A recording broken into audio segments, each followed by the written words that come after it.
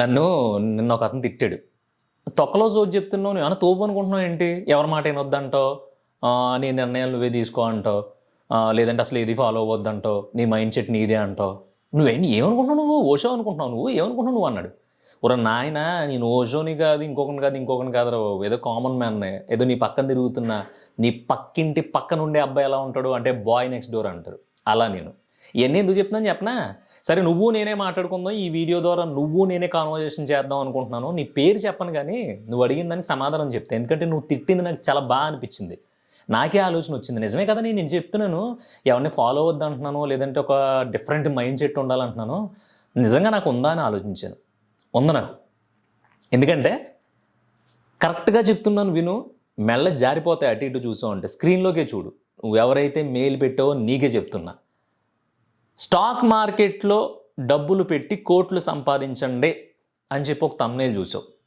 దాంట్లో ఒక నుంచున్నాడు, ఆడు చెప్తున్నాడు ఏమని, ఇలా చేస్తే ఈ స్టాక్స్ కొంటే మీరు ఎరగదీసేస్తారు, మామూలుగా ఉండదు, డబ్బులన్నీ వచ్చి మీద పడిపోతే ఆ డబ్బుల్లో మీరు కప్పడిపోయి మీకు ఊపిరాడదు, అన్ని డబ్బులు వచ్చేస్తాయి అంటాడు. అన్ని డబ్బులు వచ్చేసిన ఎదవ ఆ వీడియోలో నుంచుని స్టాక్ మార్కెట్ గురించి ఆడు నీకు నాకు చెప్పడం ఎందుకు? ఫ్రీగా ఆడు పెట్టేసుకుని ఆ ఊపిరి చలపనంత డబ్బులు మీద తీసుకోవచ్చు కదా, మీద పడేసుకుని చచ్చిపోవచ్చు కదా డబ్బుల్లో. చేయడాడు.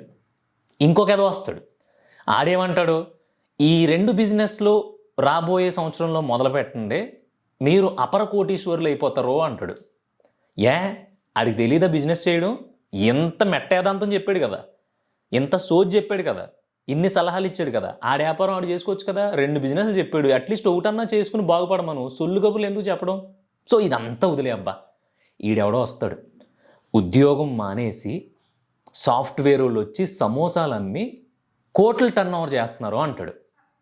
సరే, నువ్వు జాబ్ చేస్తున్నావు కదా, అది చెప్పింది నువ్వు విన్నావు కదా, మానేసి వాళ్ళు సమోసాలు అమ్మారు కదా, నువ్వు పునుకులు అమ్ముకుని కోట్లు లక్షలు సంపాదించేసావు అనుకో, హ్యాపీగా. ఇంక ఇలాంటి కబుర్లు చెప్పే పనే ఉంది, కామెంట్లు చేసే పనే ఉంది, నీ పని ఏదో నువ్వు చేసుకోవచ్చు. ఎరక్కొట్టేచ్చు రేపు పొద్దు నుంచి, ఊరంతా కొని పడుతుంది. కానీ హైదరాబాద్ సగం మొక్క నీదే. ఆడెవడో వస్తాడు, ప్లేట్లు తయారు చేసుకునే మిషన్ కొనండి, ₹1,00,000 మాత్రమే, నెలకి ఈజీగా 70-80 వేలు అంటాడు. ఆడి ప్లేట్లు తయారు చేసే మిషన్ గురించి చెప్పి ఆడది కొండవు, మనల్ని కొనుక్కోమని చెప్తూ ఉంటాడు. అది వర్కౌట్ అయితే దోలకి ఏంటి జాబులు చేసేది 50,000 60,000కి, పని పాటలకి ఏంటి కంప్యూటర్ల ముందు కూర్చుని జుట్టు పీకేసుకునేది. ఇంకొకటి ఏదో వస్తాడు, కోళ్ళ పెంపకం అంటాడు. అసలు మామూలుగా ఉండదు, నాటుకోడి గుడ్లు అవి పెట్టి మనం ఎరగదీసేసి సంపాదించవచ్చు, ఆడు ఎవడో సంపాదిస్తున్నాడని ఈ వీడియో పెడతాడు. అలా సంపాదించేసేలా అయితే మా ఊళ్ళో బోల్డ్ మంది ఉన్నారు, ఏదో బిజినెస్ చేద్దాం, ఏదో గొప్పగా చేద్దాం అని చేస్తున్న వాళ్ళు కూడా ఉన్నారు. వాళ్ళందరూ పోరాడుతున్నారు, చాలా కష్టం. ఒక బిజినెస్ పెట్టి లేదంటే ఎవడో ఏదో చెప్పేసినంత మాత్రం చేయడం. నువ్వు కామెంట్ పెట్టావు కదా, డిఫరెంట్ మైండ్ సెట్ ఉండాలి, నువ్వు ఎవడి నిర్ణయం తీసుకోవద్దు, ఎవడి సలహాలు తీసుకోవద్దు, ఎవరితోని కలవద్దు, దూరంగా ఉండు, కొంచెం అన్నీ అబ్జర్వ్ చేయంటావు కదా, నువ్వు తోపు అన్నావు. నేను తోపునే. నేను అంతకుముందు నీలాగే ఒక రొట్ట మెంటాలిటీ వేసుకుని అన్నీ నాయి, అందరూ నా వాళ్ళు, అందరూ మనకి ఇది చేసేస్తారు అది చేసేస్తారని ఇప్పుడు ఈ స్టేజ్లో కూర్చున్నా. అవన్నీ వదిలేసి నీకంటూ ఒక డిఫరెంట్ మెంటాలిటీ ఉండాలి. నీ నిర్ణయం ఎవరి దగ్గర చెప్పొద్దు, వాడి దగ్గర నుంచి సలహా తీసుకోవద్దు అని నేను ఎందుకంటున్నానంటే, ఇప్పుడు నువ్వు ఉన్నావు ఒక ప్రాబ్లమ్ని, నువ్వు ఒక పాయింట్లో చూస్తావు, నేను ఒక పాయింట్లో చూస్తాను. నేను వచ్చి పలానా పని చేయాలనుకుంటున్నాను, ఏం చేస్తే బాగుంటుందంటే నువ్వు నీ మైండ్ సెట్కి తగ్గట్టే నాకు సలహా ఇస్తావు. సో నీ మైండ్ సెట్కి తగ్గ సలహా నాకు ఇచ్చినప్పుడు, ఆ సలహాని నా మైండ్తో నేను ఆలోచించినప్పుడు రెండిట్లకి సింక్ అవ్వదు. నువ్వేమంటావు, ఉన్న దాంట్లో సరిపెట్టేసుకోరా, ఏం చేస్తావు, ఇంకా ఏముందలే, ఆడు తిడితే పడాలి, మన పరిస్థితి బాగాలేదు కదా, మనం ఇప్పుడు ఆడికి ఎదురు తిరిగితే మన బతుకు నడవదు అంటావు. నేనేమంటాను, ఆ బొచ్చు ఆడి దగ్గర తలదించుకునేది ఏంటి, ఆడితో నేను పడేదేంటి, మాని పడదొబ్బి అవసరం అయితే కూలి పని చేసుకుంటాను అంటాను. ఎందుకంటే నా దగ్గర కూలి పనికి వెళ్ళగలిగే అంత ఓపిక ఉంది, అంత ఓపెన్ మైండ్ సెట్ ఉంది. నువ్వేం ఆలోచిస్తావు, ఈ అమ్మ ఆడు 20,000 ఇస్తావు అంటే గుమస్తా ఉద్యోగం, బట్టలు నలగకుండా వెళ్ళాడు దగ్గర కూర్చుని 20,000 తెచ్చుకోవడం మానేసి, ఈడికి గుద్దబలుపు, ఈడెళ్ళి ఏం చేశాడు చూడీడు, వెళ్ళాడు కూలి పనికి వెళ్తున్నాడు అంటావు. అది నీ కర్మ.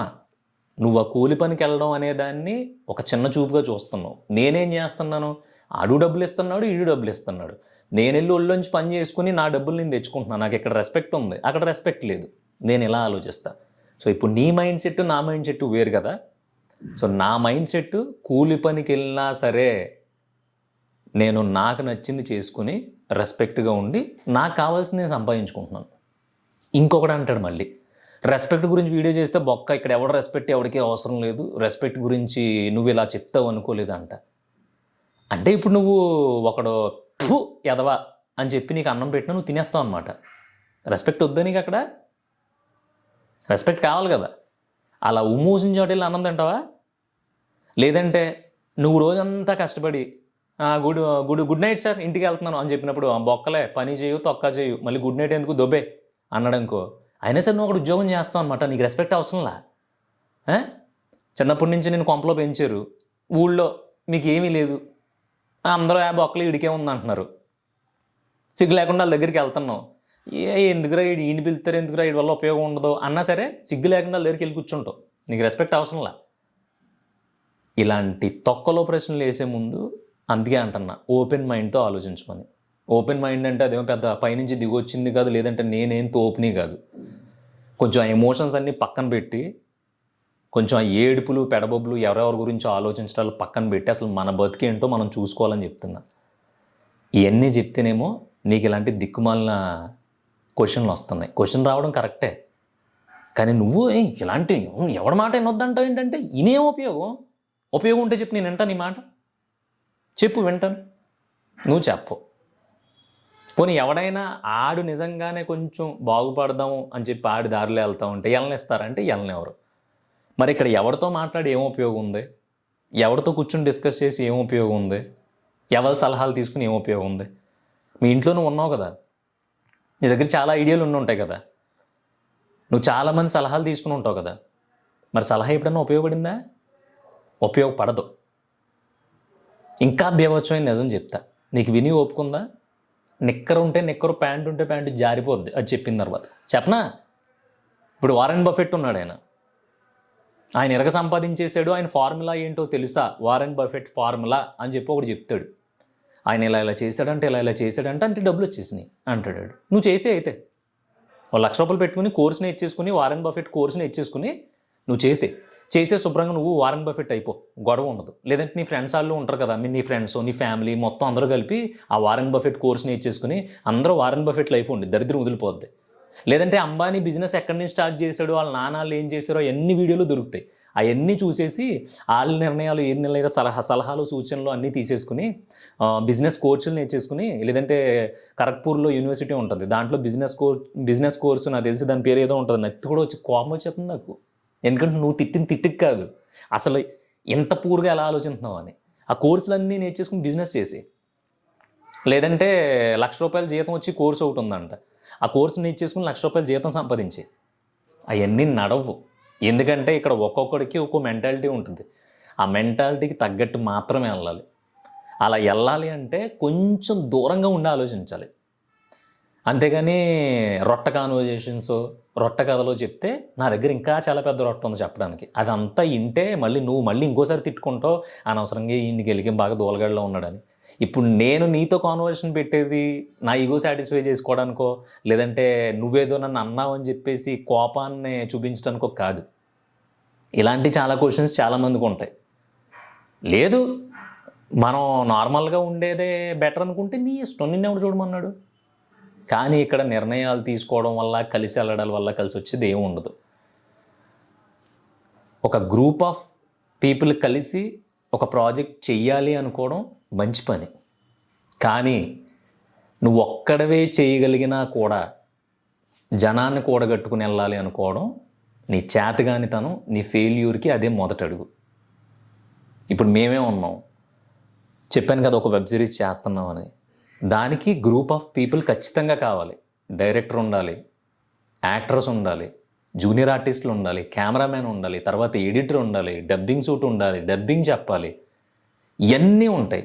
ఇవన్నీ నేను అనుకున్న పని జరగడానికి వీళ్ళందరూ కావాలి. కాబట్టి నేను వాళ్ళందరితో హ్యాపీగా పని చేసుకుని గ్రూప్గానే వర్క్ చేస్తాం. కానీ ఒకే ఒక పని ఉంటుంది, ఆ పని నువ్వు చేసేయగలవు ఈజీగా, నీ వల్ల అయిపోద్ది అనుకున్నప్పుడు కూడా నువ్వు పని పాట లేకుండా సొల్లు కబుర్లు చెప్పుకుని వాళ్ళ చేత క్లాప్స్ కొట్టించుకోవడానికి, వాళ్ళు నిన్ను శబాస్ అనడానికి, నీ పని కోసం వాళ్ళందరినీ చుట్టూ కూర్చోబెట్టుకున్నావు అనుకో, ఫస్ట్ నీ పని దొబ్బుతుంది. వాళ్ళు ఇచ్చే ఎదవ సలహాల వల్ల నీకు 100% రావాల్సింది 40% కూడా రాదు. నేను చెప్పేది ఇలాంటిది. అంతేగాని ఒంటరిగా కూర్చో, ఎవరితోని మనుషులతో కలవకు అన్నంత మాత్రాన దాన్ని ఏమంటారు, ఊరి చివరన వైరాగిలాగా అక్కడ కూర్చుని ఏడవమని కాదు. సో మనదే ఏంటి, మన పని ఏంటి, మన ప్రాసెస్ ఏంటి అనేది నీకు అర్థమైతే నువ్వు ఏ పని మనుషులతో చేయాలి, ఏ పని గ్రూపుతో గుంపుతో చేయాలి, ఏ పని ఒక్కడవే చేయాలి అనేది నీకు అర్థం ఏడుస్తుంది. అలా కాదు, ఎడ్డు అంటే తెడ్డు అంటాను, ఎరగదీసేస్తాను అది ఇది అనుకుంటే నీ కర్మ నీది, నీ పని నీది, నీ ఫెయిల్యూర్ నీది, నీ సక్సెస్ నీది, అన్నిటికీ నువ్వే రెస్పాన్సిబిలిటీ. ఇవన్నీ ఆలోచించకుండా ఇలాంటి అనవసరమైన కామెంట్లు పెడతా పెద్ద పెద్ద మెయిల్స్ పెట్టుకున్నావు అనుకో, దానివల్ల నీకు ఉపయోగం ఉండదు, కానీ మాకు ఉపయోగం ఉంటుంది. ఎందుకంటే ఇలాంటి వాళ్ళు ఇంకెంతమంది ఉన్నారో తెలియక నేను ఇప్పుడు దాకా అసలు ఇలా ఎవరి మీద ఒక వీడియో చేసే అవసరం రాలా. సో నువ్వు ఆ అవకాశం ఇచ్చే కాబట్టి థ్యాంక్ యూ సో మచ్. కానీ ఒకటి గుర్తుపెట్టుకో, సలహాలు అనేవి చాలా ప్రమాదం. అవి నీ మైండ్ని డైవర్ట్ చేసేస్తాయి, నీ ఆలోచనని చంపేస్తాయి. ఒక్కొక్కసారి నేను ఆలోచించింది తప్పేమో, ఆడు చెప్పాడు కదా, ఒరే ఇలా ఏంట్రా, ఇది ఎవడైనా ఆలోచిస్తాడా అన్నాడో అనిపిస్తుంది నీకు. సలహాలు తీసుకోవద్దు అన్నాను తప్ప సలహాలు వినొద్దు అని నేను అనలా. అందుకే వీడియో చూసినప్పుడు 1కి 2 సార్లు చూడమని ఒక్కొక్కసారి చెప్తూ ఉంటా, అర్థం కాకపోతే మళ్ళీ చూడు అని. వినాలి సలహాలు, విని దాని గురించి జస్ట్ విని అక్కడే ఆలోచించేసి అక్కడే వదిలేయాలి. తర్వాత నీ పని నువ్వు చూసుకోవాలి. ఎందుకంటే నువ్వు కావాలని ముళ్ళకంపల మీద నుంచి నడవ్వు, కావాలని నీ డబ్బులు పోగొట్టుకోవు, కావాలని నువ్వు ఫెయిల్ అవ్వాలని నీ మైండ్ అసలు ఆలోచించదు కదా. నీ మైండ్ ఎంత ఆలోచించినా ఎలా సక్సెస్ అవ్వాలి, ఎలా చెయ్యాలి, ఎంత బాగా చేయాలని ఆలోచిస్తుంది కదా. అలాంటప్పుడు వేరే వాడు సలహా తీసుకోవాల్సిన అవసరం నీకు లేదు అంటున్నా. ఎందుకు తీసుకోకూడదు, అది చాలా ఎక్స్పీరియన్స్ ఉంది కదా, నీకంటే పెద్దోడు కదా, అన్నీ చూసి వచ్చాడు కదా, తీసుకోవాలి కదా అంటే ఓకే, నీకంటే పెద్దోడే ఏదో చెప్పాడు. ఆడేం చెప్పాడు, రే నువ్వు దాన్ని ఏమంటారు, నీ బండి ఉందరా, ఈజీగా షైన్ బండి 60 కిలోమీటర్లు వెళ్ళిపోద్ది, లీటర్ పెట్రోల్ కొట్టిస్తే, లీటర్ కొట్టించుకో చాలు అన్నాడు. నువ్వు వెళ్ళాల్సింది 55 కిలోమీటర్లు. సరే చెప్పాడు కదా, ఆల్రెడీ 5 సంవత్సరాల నుంచి షైన్ బండి వాడుతున్నాడు, ఆడికంటే ఎక్కువేం తెలుస్తుందిలే, ఎలాగా మనం వెళ్ళాల్సింది 55 కిలోమీటర్లే, ఆయనేమో 60 కిలోమీటర్లు వస్తుందని చెప్తున్నాడు, లీటర్ సరిపోదు కదా అని కొట్టించుకున్నావు. లీటర్ పెట్రోల్ కొట్టించుకుని బండి మీద బయలుదేరావు. ఆ రోడ్డు కొంచెం ట్రాఫిక్ ఎక్కువ ఉంది, గతుకులు ఎక్కువ ఉన్నాయి, క్లచ్ పట్టుకుని వదిలి కొంచెం హడావుడిగా ఉంది, రోడ్డు బాగాలేదు, చాలా స్లోగా వెళ్తున్నావు, ఒక సమానమైన స్పీడ్లో వెళ్ళలేని రోడ్డు అది. బండి 48 కిలోమీటర్ల 500 మీటర్ల దగ్గర ఆగిపోయింది. చూస్తే పెట్రోల్ అయిపోయింది. ఒక 10 సంవత్సరాలు షైన్ బండి వాడాడు, నీ మీద 15 సంవత్సరాలు పెద్దోడు, చాలా కాన్ఫిడెంట్గా 60 కిలోమీటర్లు వస్తుందని చెప్పిన బండి 48 కిలోమీటర్ల చిల్లర దగ్గర ఆగిపోయింది. నువ్వు వెళ్ళాల్సిన దూరం 55 కిలోమీటర్లు. ఎందుకు ఆగిపోయింది? ఎందుకు ఆగిపోయిందంటే నువ్వు వెళ్ళే దారిలో అన్ని హడ్డిల్స్ ఉన్నాయి. ఆ దారి ఎలా ఉంటుందని నీకు ఇంతకు ముందే తెలుసు, కానీ నువ్వు ఆ దారి గురించి పట్టించుకోవడం మానేసి ఆడెవడో 60 కిలోమీటర్లు వస్తుంది కదా అని ఎగేసుకుంటా లీటర్ పెట్రోల్ కొట్టుకుని వెళ్ళిపోయావు. నీకు తెలుసు కదా, దారిలో ట్రాఫిక్ ఉంటుంది, దారిలో గుంతలు ఉంటాయి, కొంచెం స్లోగా వెళ్ళాల్సి ఉంటుంది, ఓ 1.5 లీటర్ కొట్టించుకుంటే సరిపోద్ది, ఎందుకంటే పెట్రోల్ తాగేస్తుంది, ఆగి వెళ్తూ ఉంటే. ఈ చిన్న నాలెడ్జ్ నీకు ఉంది కదా, నువ్వు అప్డేట్ అయ్యే ఉన్నావు కదా, ఈ జనరేషన్ కిడ్డు కదా, 90s కిడ్డువో లేదంటే 2000 కిడ్డువో అయ్యి ఉంటావు కదా. మరి ఎవడో ఎక్స్పీరియన్స్ ఉన్న సలహా పట్టుకున్నావు కదా, నువ్వు సక్సెస్ అయిపోవాలి కదా. దన్మంట నువ్వు 55 కిలోమీటర్లు వెళ్ళిపోయి పైగా నీకు ఇంకొక 5 కిలోమీటర్లు పెట్రోల్ మిగలాలి కదా. మిగలదు, ఖచ్చితంగా మిగలదు. అర్థమైంది అనుకుంటున్నా, ఇంకెంతకు మించి ఎగ్జాంపుల్స్ చెప్పను.